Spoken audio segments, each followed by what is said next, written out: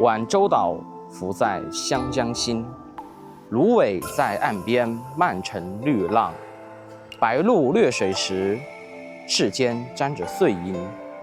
屋舍藏在树影里，门前的花爬满竹篱。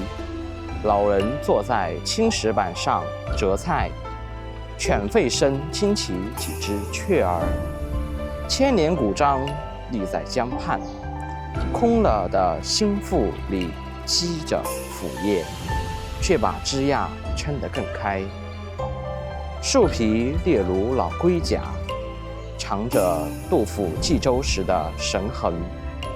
那年诗人在此吟诗作赋，如今诗句早随江风远逝，唯有空心树仍倔强地活着，用斑驳的躯干圈住一方净土，看流水带走岁月，也带来世代安稳。嗨，大家好，我是天福，感谢大家收看我的视频。大家看到我身后的背景，是不是看起来平平无奇？但是我们跋山涉水，历经了3个小时的车程，才终于来到了我们今天的目的地。大家知道长沙有座岛叫橘子洲头，但是在株洲的湘江上也有一座岛，它有几千上万年的历史。它并不是人工挖凿而成的，而是历经几千上万年的历史，通过沙石的自然累积而成的一座天然岛。据当地的县志记载，在唐朝，一位伟大的诗人杜甫曾经登上过这座岛游玩，并在这座岛上吟诗作赋。这座岛之所以这么特别，等会儿我们一起坐船登上这个岛，看看这座岛上是否还有杜甫当年留下过的历史痕迹。嗨，大家好，我是简溪，很高兴又跟大家见面了。今天我们来探访的这个地方非常特殊，它是一座江心岛。大家看到我镜头前面等一下我们登上岛的时候，就是通过这个轮渡，大家有没有发现，在这个江边没有桥？当地政府它没有为这座岛修一座桥，可能是有很多原因。一方面，这个岛上住的人比较少，然后要修筑这样的一座桥，肯定要花费很多的人力和物力，还有资金的支撑。另一方面，现在这个湘江虽然现在水路运输没有以前那么发达，但是还是有一些船只来往的船只会经过这个湘江，因为这座湘江是贯穿整个湖南的几座重要的城市，比如说长沙、湘潭以及株洲，还有衡阳等几座重要的，所以如果建一座这样的桥在这个地方，可能会有对这个运输会有影响。另一方面，就是每年的5月份到9月份期间，可能会有洪水泛滥，这个桥的质量就会要求非常严格。如果一旦质量把握不是很好的话，就会很容易被冲垮。所以，当地政府呢，他们就采用前面这个渡轮来运送来往的游客或者是当地居民的一个进出的通行方式。现在是中午的时间，我们驱车3个多小时到达这里，已经到了中午12点多，现在是休息的时候。他们现在是下午1点半钟的时候会有一趟渡轮。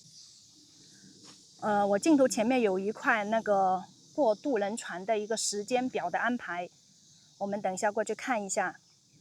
现在我们走到这个渡口的边上，我们看一下镜头前面是过渡轮船时间安排表。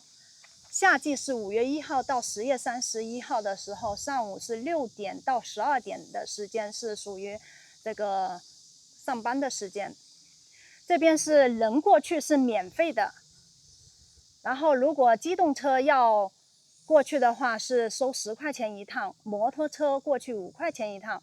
但是如果只是乘客光坐人的话就是免费，不需要收费，而且周边停车也是非常的方便。如果来这边玩的话，车子可以停在这附近，然后人可以坐前面的渡轮到对面的岛上去参观游玩。我们现在时间是1点多1点吧，他这里是1点半的时间会过来接这边的乘客到那边去。我们现在就静静的等待前面的渡轮过来。现在这个坐渡轮，我觉得还是一番别样的一个趣味。等他们这辆汽车驶出来，我们再上去。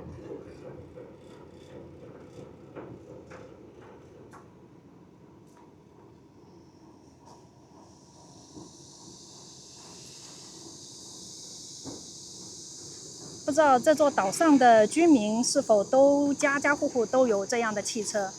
如果是养这辆汽车，每次乘渡轮的话，应该会要比较不方便，因为每次出行的话都会要收费。我们现在这个开船的大叔让我们每个人穿上了这个救生衣。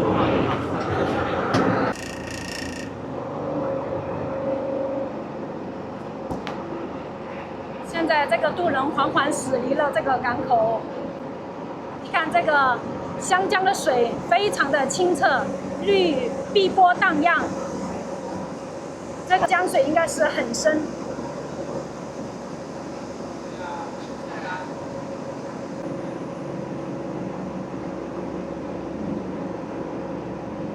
今天的天气还是比较不错，平常都有温度40、50度的温度，然后现在是阴天。岛上的风景应该是很不错。等一下我们到那个岛上去看一下，里面有没有值得我们参观的一些景象。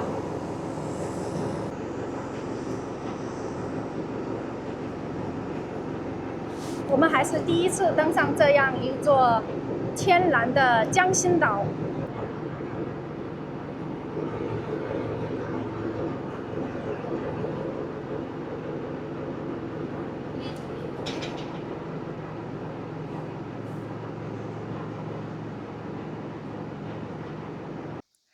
现在我们刚刚下了渡轮，登上了这座晚舟岛。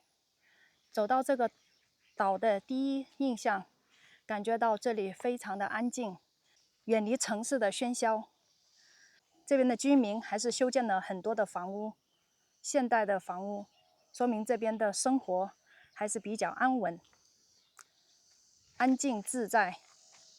岛上的居民种植了一些瓜果蔬菜，自给自足。大河码头前面，那边是学校，这边是周围。听说这边还有一棵几百年的古树，等一下我们去找一下，去看一下。这边还有人开设餐饮民宿，应该是方便以后的游客来这边参观留宿。这里面基本上是原生态的一个环境，没有任何的人工开发的痕迹。周边是没有设立工厂，所以这边的环境是没有受到任何污染的。湘江的水也是非常的清澈，这里面种植的树还是非常的茂盛，郁郁葱葱。绿树成荫。大家有没有发现我镜头前的这棵树是什么树？结果子了，这是板栗树。我是第一次近距离的接触板栗树。板栗在现在6、7月份还没有成熟，没有到收获的季节。一般在中秋节前后，板栗是丰收的季节。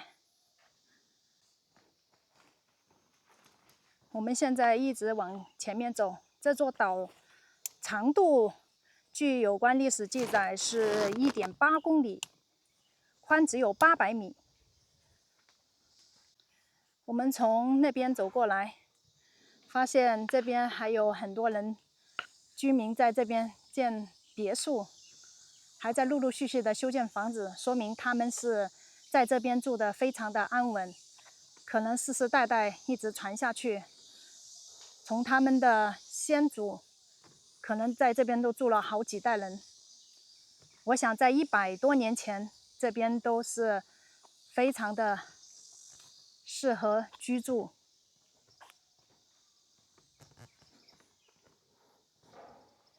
在古时候，这里的居民都是以打鱼为生，因为他们这边是周边全都是湘江围绕，完全是一座远离城市的一个江心岛。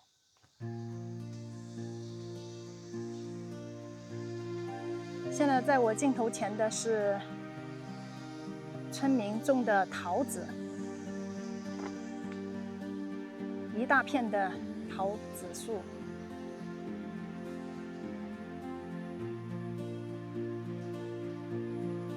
岛上的居民基本上是自给自足。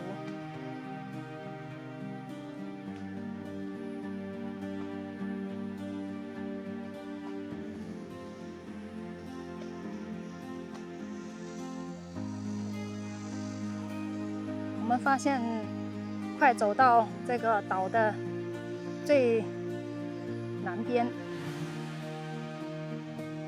这边都还有人修建房子，居住在这边。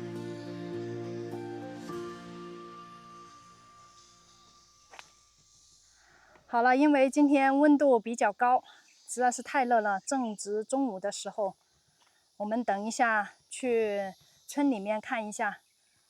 去里面看一下，跟当地的村民交流一下，了解当地的一些情况、风土人情。这座岛的土地可使用面积为1100亩，其中农业占72%以上。岛上的植被覆盖率超过65%，一片绿意盎然。这边分布有芦苇荡、油菜花田等自然景观，只是油菜花的季节已经过了。我们现在是正值仲夏的时候过来，因为天气实在太热了，我们就不在这里逗留了。我们现在走到村里面去，找当地的居民了解一下关于这座岛的具体情况，看一下当地的一些生活的现状。与我们外面的环境有什么不一样？他们在这边生活是否方便？晚舟旧称晚舟，位于鹿口区龙船镇，与横东县相邻，是株洲境内最大的江心洲。小岛四面环水，水域得天独厚，在湘江中央呈现出一派生机勃勃的原生态景象。现在我们走到这个小道这里，我们发现这里有几株向日葵，向阳而生。你看这里，颜色非常的鲜艳。这里还有蜜蜂在这里采蜜。纯天然的向日葵。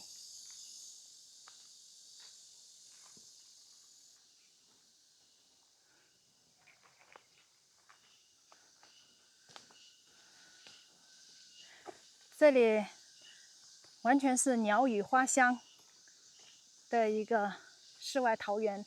如果不告诉大家这是在一座岛上，可能大家会认为这只是一个小普通的乡村里面，村庄。向日葵长得非常的大，这株第一次近距离接触向日葵，所以今天来到这座岛，收获还是不小。向日葵在我们南方这边很难看得到。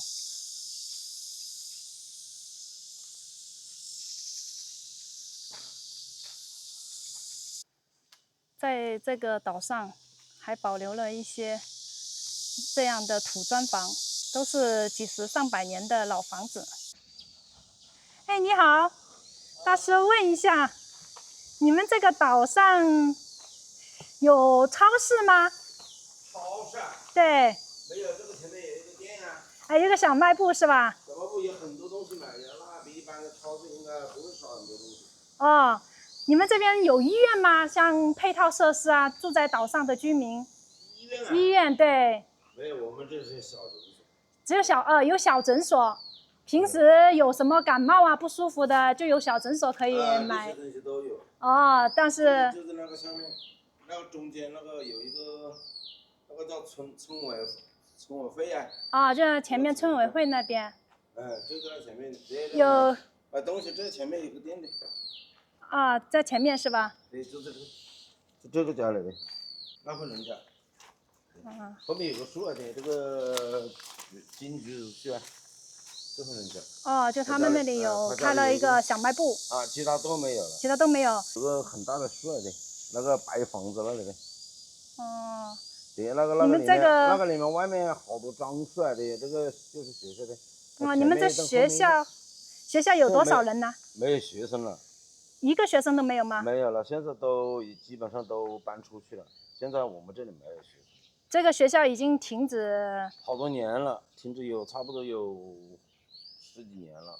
我们这个学校好多年都没有上学了，这小孩子基本上都带到那个城里面去了，有的都去那个对面不是有一个中学嘛，那边有个中学，都在那个中学里面去。所以我们走到这个岛上来，基本上没有看到小孩子了。那小孩子基本上全部都带城里面去了嘛，有的话也只有偶尔几个那个小朋友上那个幼儿园1、2岁的在我们这里，他那个爸爸妈妈或者是在外面做生意了，开了什么店呢，在家里待一下子。请问你们在这里这个岛上生活有多久啊？我们生活的话，现在生活多久？我们这里都是几十年了。几十年，从小就生活在这里，世世代代都在这里。对，我们都是土生土长的。这岛上还方便不？方便，只是有时候出去的话，就是要过河坐船，其他的话什么都方便。就是那个渡轮，只能通过那个渡轮出去，没有桥。没有。它那个渡轮就是每天固定的时间段。是水上交通局搞的那个船嘛。是。但是这个船的话，我们去赶集也好，过河也好，这人的话呢是不要钱的，就那个车要钱。所以你们这里面居民他们家家户户都有买了车吗？基本上来说的话呢，我们舟山有200多户人家，基本上按平均来的话啊，不是说每户都有啊。平均摊下来的话，每户人还是有的有一户人家有几台的。有几台车。然后。一户人家有几台的。那平均下来的话，每家每户都有一台车。因为现在很多。几百的车了吧？那个小车。小车，我看这个路面。不是说很贵了，也是说几万块的了。我看这路面也修得非常好，所以应该是跑车还是比较方便。只是说从这个岛上出去的话用渡轮，那他们开车的话进出的话，那个乘坐渡轮的话，机动车要收费呀。10块。10块钱一趟，来回20块钱。20块钱，对，单边的10块。对。双边的话就是20。反正我们一出去的话就是船嘛。回来也是船嘛，反正没有船的话，我们就出不去的，就这样，像那个鸟笼子一样的。但是我觉得你们这里面的岛上的环境还是比较好，没有受到污染。没有。那我们这个污染的话，我们村上的话基本上都没有。你看我们这里的那个蔬菜，没有，基本上我也不敢保证每家每户都这样，就是说基本上90%的都没有打农药，都没有农药，没，都是正宗的那个绿色食品。绿色食品。对，我们因为都是自给自足。对对对。那你们种的种的菜会拿到集市上去卖吗？哎呀，每一次赶集都去了，只是太不低价格了，卖不出去。就说你像市里面的话，打个比方，那个蔬菜什么，不说哪一种的话，就是说5块钱一斤的话，像我们这都1块钱一斤，或许是7、8毛啊这样。我们这里的菜基本都卖不出去，都是70、80岁的老人了，也出去也不方便，对吧？都是赶下集啊，去买点菜。我们这开船又早，6点就出发了，好多老人4点多就到船上去了。所以把那个蔬菜搞出去，没办法，知道吧？这边的学校已经关闭了，因为没有学生。就是那个前面。好，我们在这里再转一下了，我们就回去了。刚刚跟那个村民大叔聊了一下，然后沿着这条村里的这条小路走过来，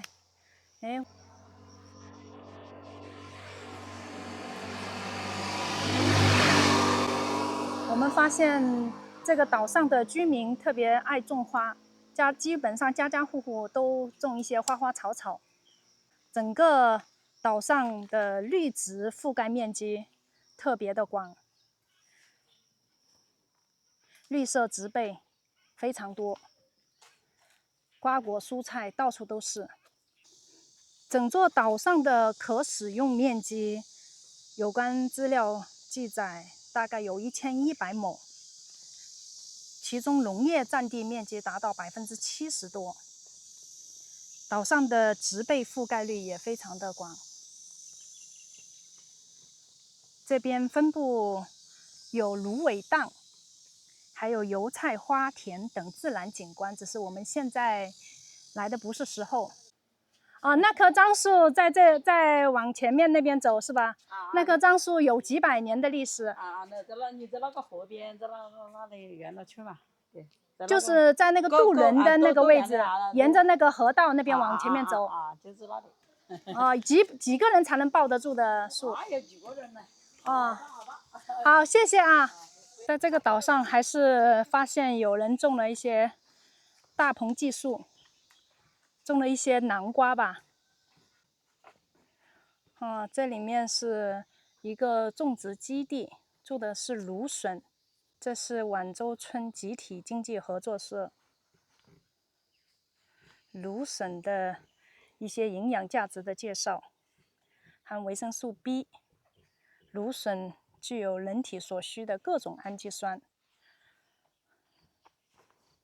是种营养价值丰富的蔬菜。路边的这些看起来像是桃子，只是长得不是特别好，还没有长大。我们沿着这条公路一直往这里面走，发现这条公路修得还是非常不错。公路的两边都种了一些桃树，但是这个桃子长得不是特别好，像是那种毛桃。我们之前在另外一个地方拍到了村民种的一些黄桃，还是长得很不错。大家想想，在3、4月份桃花盛开的季节，这边的话，两边桃花盛开，然后整个这片应该是当时3、4月份种满了油菜花，所以这边的话应该是会吸引很多游客来这边参观。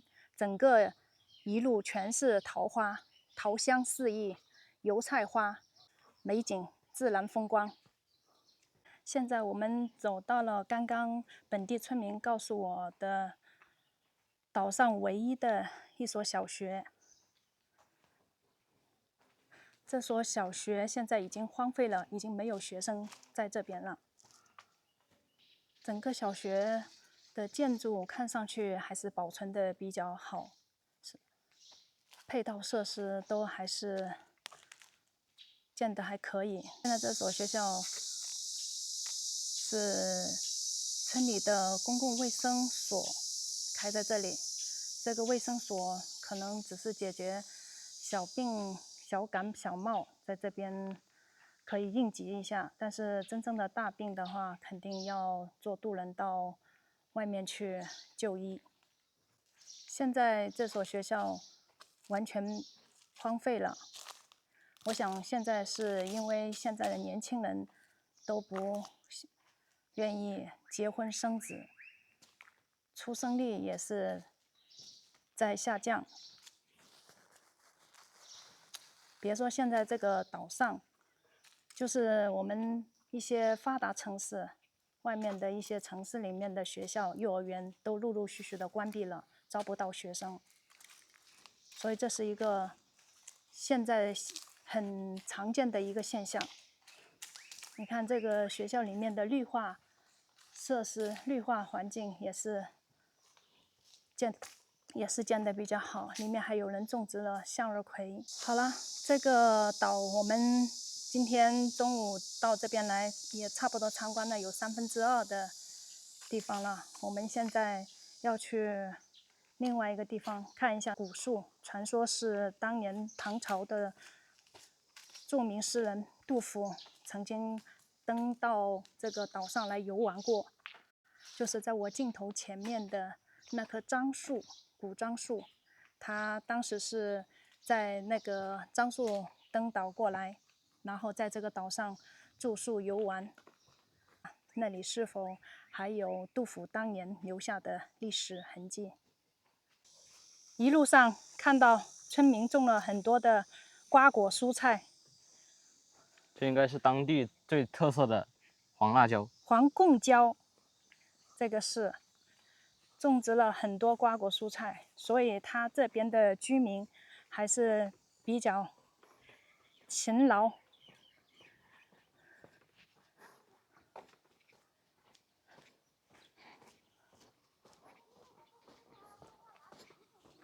而且整个周边很多新建的房屋，所以这边的人口应该还是可以。据说有1000多人原住居民。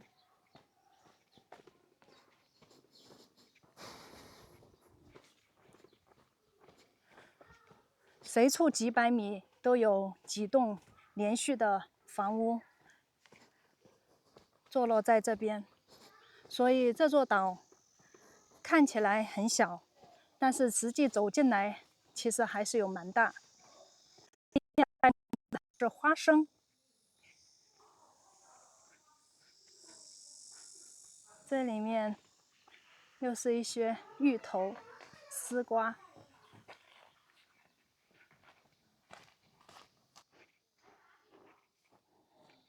马上就要走到那个岸堤上去了，从那个小路穿过来，走到这个堤坝上来了。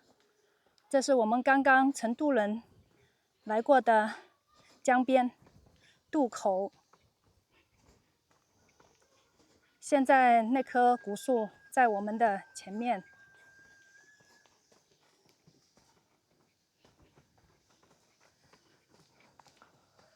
船长农家乐，现在这岛上的居民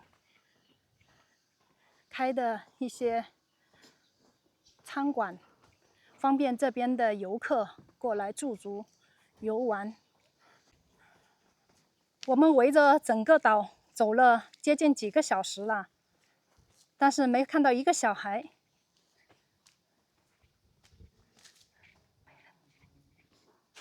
哦，这里发现一个小女孩，终于看到一个小孩子了。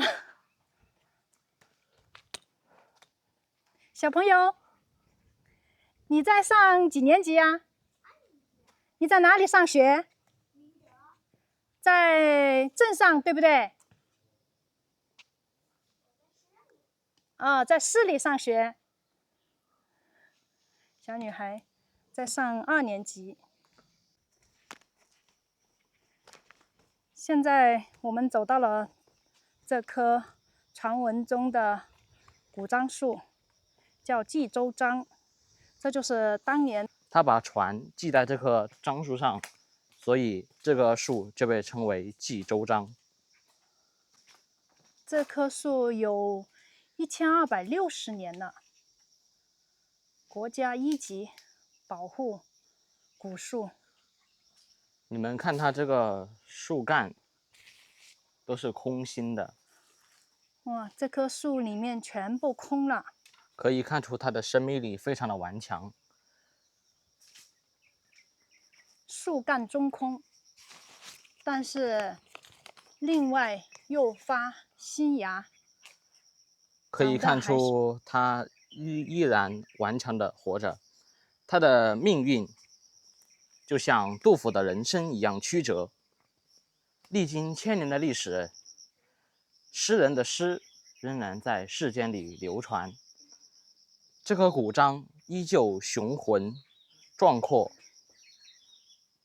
它们穿越时间与空间，在此与我们相遇。这棵樟树的枝叶触手可以感受到长得郁郁葱葱，生命力非常顽强，哪怕中间枝干完全空了，还是依然顽强的生长着。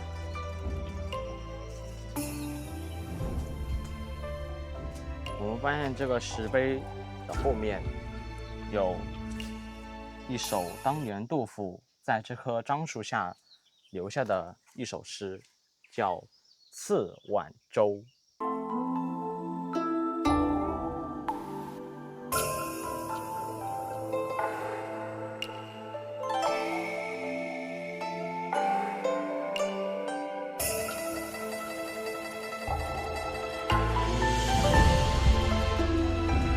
好了，今天这个晚舟岛我们就分享到这里了。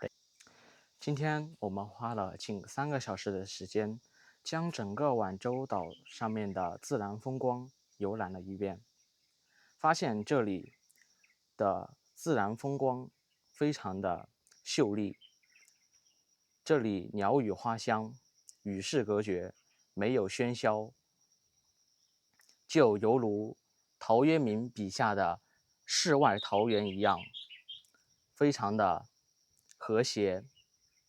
这里的居民也同时热情好客。如果大家对晚舟岛感兴趣，可以随时来此地参观。那么本期视频关于这座晚舟岛，我们就分享到这里。感谢大家的收看，我们下期视频再见。